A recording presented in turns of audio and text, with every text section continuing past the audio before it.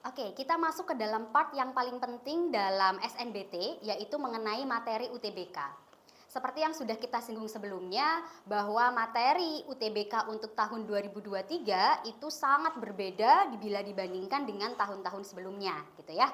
Kalau pada tahun sebelumnya yang akan dikerjakan oleh para peserta itu adalah TPS dan TKA. Tapi untuk tahun 2023 itu hanya fokus pada TPS saja.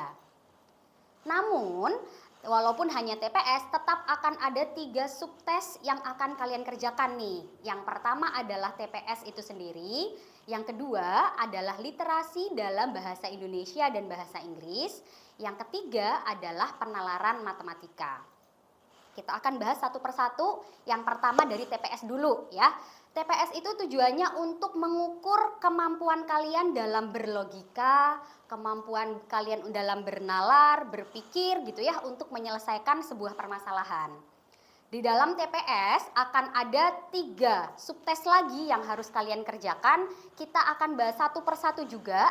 Yang pertama adalah kemampuan penalaran umum. Dalam kemampuan penalaran umum akan dibahas atau kalian akan mengerjakan 4 tes lagi di dalamnya. Yang pertama ada yang namanya penalaran induktif dan yang kedua ada yang namanya penalaran deduktif, gitu ya. Nah, dalam penalaran induktif dan deduktif itu kalian diminta untuk menyimpulkan sebuah pernyataan begitu ya. Ketika diberikan 3 ataupun 4 pernyataan atau kita biasa sebut sebagai premis, silahkan kalian simpulkan dari pernyataan tersebut, pernyataan yang benar seperti apa, begitu. Terlihat mudah? Oh tidak, karena kalian tantangannya adalah mengerjakan 10 soal dalam waktu 10 menit. Jadi maksimal 1 soal kalian harus mengerjakan dalam waktu 1 menit. Untuk subtes yang ketiga pada penalaran umum yaitu mengenai penalaran kuantitatif. Jadi di sini ada konsep bernalar lagi, berlogika lagi, tapi dikaitkan dengan bermatematika gitu. Jadi mostly yang akan kita gunakan adalah materi dari sekolah dasar sampai dengan sekolah menengah gitu. Jadi soalnya mungkin tidak terlalu sulit, tapi tantangannya sama ya, karena hanya ada 10 soal, tapi waktu pengerjaannya hanya 10 menit. Jadi seperti yang sebelumnya, kalian mengerjakan 1 soal maksimal adalah 1 menit. Subtes yang terakhir pada penalaran umum yaitu adalah pengetahuan kuantitatif. Nah, kalau pengetahuan kuantitatif di sini itu lebih menekankan pada matematika dasar. Jadi, kita dituntut untuk mengetahui rumus-rumus yang sudah kalian pelajari dari kelas 1 SMA sampai kelas 3 SMA, begitu. Tapi kalau misalnya kalian melihat nih dari soal-soal yang diberikan atau yang dicontohkan oleh Kemendikbud ya, tidak membutuhkan penalaran yang cukup tinggi ya. Jadi masih bisa dikerjakan menggunakan rumus-rumus yang sudah kalian pelajari selama SMA. Untuk pengetahuan kuantitatif akan ada 15 soal yang harus dikerjakan dalam waktu 20 menit. Untuk subtes yang kedua pada TPS yaitu mengenai pengetahuan dan pemahaman umum. Nah, kalau untuk yang subtes kedua ini berlaku untuk bahasa Indonesia ya. Jadi benar-benar mengukur kemampuan berbahasa Indonesia kita, tapi bahasa Indonesia yang dasar. Artinya yang sering kita gunakan untuk berkomunikasi sehari-hari dengan orang lain.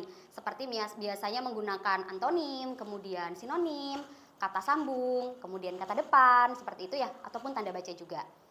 Untuk subtes yang ini akan ada 20 soal dalam waktu 25 menit.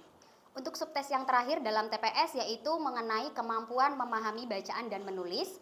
Untuk subtes yang terakhir ini kalian dituntut untuk bisa memahami sebuah bacaan ya, sebuah bacaan, kemudian bagaimana kita mengekspresikan pikiran kita melalui sebuah tulisan, seperti itu. Jadi akan ada bacaan, kalian suruh menyimpulkan apa yang dimaksud dalam bacaan tersebut gitu.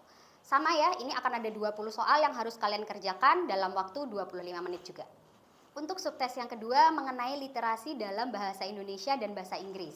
Untuk literasi ini berarti ditekankan untuk memahami sebuah bacaan begitu ya, dalam konteks berbahasa Indonesia dan berbahasa Inggris. Jadi kalian dituntut untuk benar-benar memahami bacaan tersebut ya, maksudnya apa, sehingga ketika ada permasalahan yang berkaitan dengan bacaan tersebut kalian bisa menyelesaikan.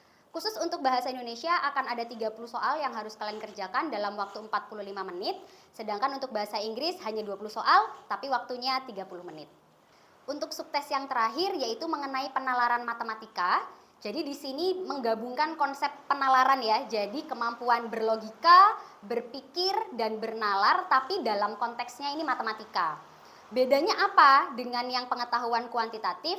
Kalau yang penalaran matematika, kalian akan diberikan sebuah case. Case-nya ini berbentuk bacaan gitu ya, atau wacana, yang konteksnya matematika. Kalian suruh menyelesaikan permasalahan tersebut dengan memilih konsep ataupun memilih fakta matematika. Dalam hal ini berarti rumusan ya, rumusan-rumusan matematika dari kelas 1 SMA sampai kelas 3 SMA, gunanya untuk menyelesaikan case atau permasalahan tersebut gitu. Kemudian materi-materinya yang harus kalian pelajari untuk yang penalaran matematika itu ada 4. Yang pertama mengenai bilangan, kemudian pengukuran dan geometri, data dan ketidakpastian, dan yang terakhir adalah aljabar. Dan tentu saja soal-soal yang akan dikeluarkan mengenai penalaran matematika ini selain berbentuk bacaan, juga soal-soal yang HUTS ya. Jadi benar-benar akan menguras atau benar-benar akan menguji tingkat penalaran kalian dalam bermatematika. Begitu. Untuk soal penalaran matematika akan ada 20 soal dalam waktu 30 menit. Jadi untuk keseluruhan materi UTBK kalian akan mengerjakan 155 soal dalam waktu 195 menit.